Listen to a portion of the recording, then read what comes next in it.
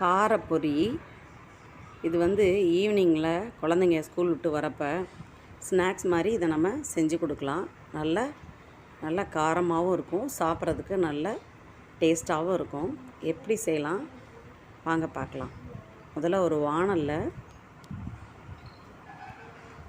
நிலக்கடலை 1/4 கிலோ பொரினா 50 நிலக்கடலை எடுத்துக்கோங்க, சரியாக இருக்கும். நிலக்கடலையே இதை நல்லா ஒரு தோல் உரிகிற அளவுக்கு அந்த வாசனை வரும். நிலக்கடலையில் ஒரு வாசனை வரும். அந்த வாசனை வரப்போ ஆஃப் பண்ணிடணும். தோல் தானாக பிரிஞ்சு வரும், அதுவே தெரியும் உங்களுக்கு. அந்த அளவுக்கு நிலக்கடலையை வறுத்து எடுத்து தனியாக வச்சுக்கலாம். நான் இன்றைக்கி ஒரு 1/4 கிலோ பொரி எடுத்திருக்கேன். உங்களுக்கு தேவையான அளவு நீங்கள் பொரி எடுத்துக்கோங்க. பூண்டு தோல் உரிக்காமல் இது மாதிரி எடுத்து தட்டி வச்சுக்கணும். நிலக்கடலை நல்லா தோல் உரிஞ்சிருச்சு பாருங்கள். இதுதான் இந்த அளவுக்கு வறுத்து தனியாக எடுத்து நம்ம ஒரு பாத்திரத்தில் சூடாடுறதுக்கு கொட்டி வச்சுக்கலாம். ஒரு வாணலில் 1 ஸ்பூன் ஆயில் ஊற்றிக்கோங்க. நம்ம தட்டி வச்சுருக்க பூண்டை தோல் உரிக்கக்கூடாது இந்த பூண்டில். ஏன்னா இந்த பூண்டு தோலோடு இருக்கிறது தான் நல்ல வாசனையாக இருக்கும். லைட்டாக குழவியில் ஒரு தட்டு தட்டிட்டு போடுங்க. அதையும் வறுத்து தனியாக எடுத்து ஒரு பாத்திரத்தில் எடுத்து வச்சுக்கலாம்.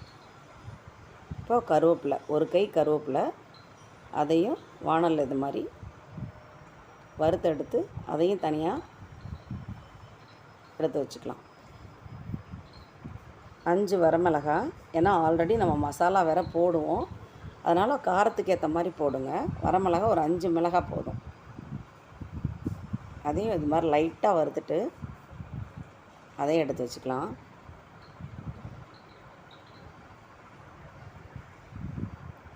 ஒரு 50 கிராம் பொட்டுக்கடலை, அதையும் இது மாதிரி லைட்டாக, ரொம்ப வறுக்கக்கூடாது, லைட்டாக ஒரு வாசனை வர அளவுக்கு வறுத்துட்டு அதையும் எடுத்து வச்சுக்கலாம்.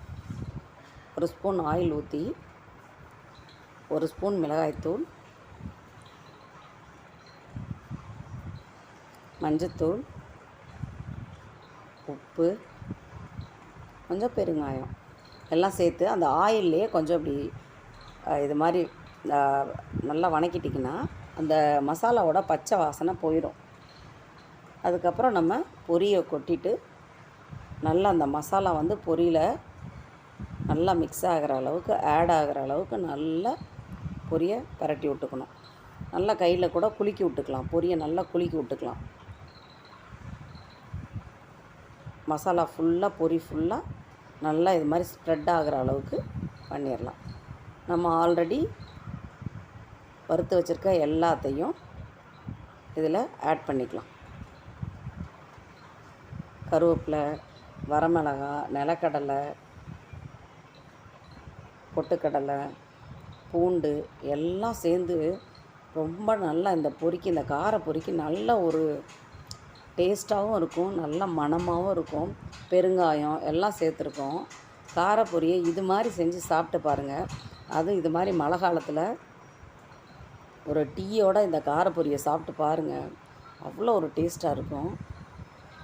குழந்தைங்களுக்கு ஸ்நாக்ஸை சாப்பிட்றதுக்கு ரொம்ப நல்லாயிருக்கும். ட்ரை பண்ணி பாருங்கள். Thank you friends. தேங்க்யூ ஃபார் வாட்சிங்.